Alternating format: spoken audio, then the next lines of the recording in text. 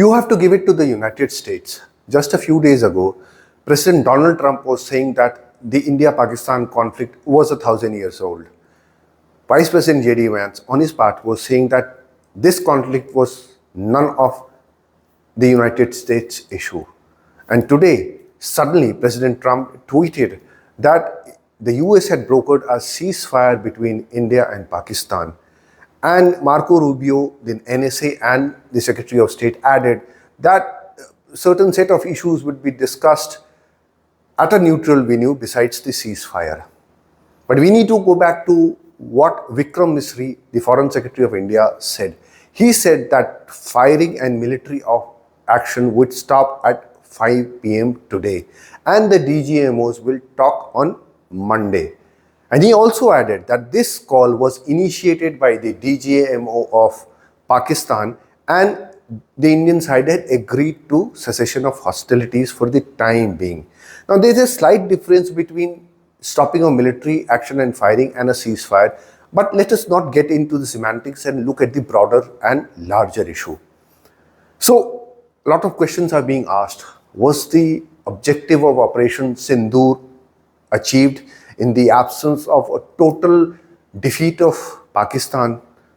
But in my understanding, the basic objective of Operation Sindoor was basically hitting the terror infrastructure in Pakistan, which our forces did wonderfully well. You need to remember that Muridke in Pakistan has got some sort of an iconic status in the terrorist world. It is supposed to be the Vatican of the terrorist world, so as to say.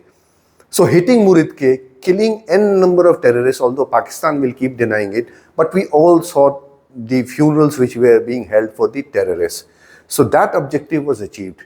And why did the Pakistani side initiate this call about stoppage of hostilities?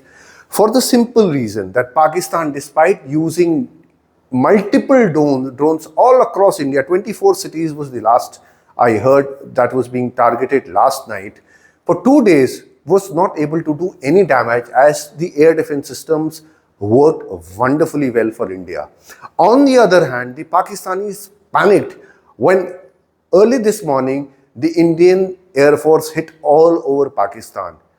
Look, it is no small thing hitting Chaklala. Now, Chaklala is the VIP Air Force base for the Pakistani Air Force, and which also handles the political and military VIPs. It is near Rawalpindi, and it is the airport, hitting other drone facilities from where the drones were flying, and then hitting the Kirana Hills, which were basically the nuclear weapon stockpiles of the Pakistanis was kept.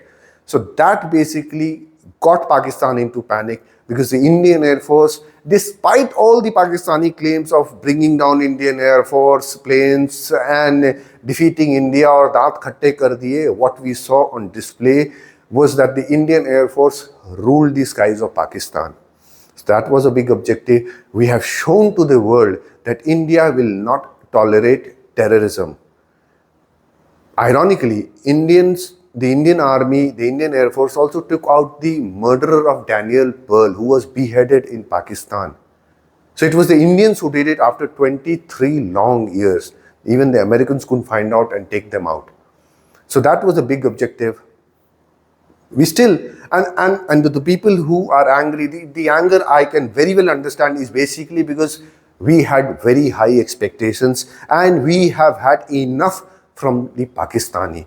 This has been a relentless war, but we need to also understand that India is not a warmonger. India is a nation of peace. We have always cared for peace, and India always looks for development. India wants cooperation. India wants progress. But this time around, India has also shown that India has finally understood that peace can only come from strength.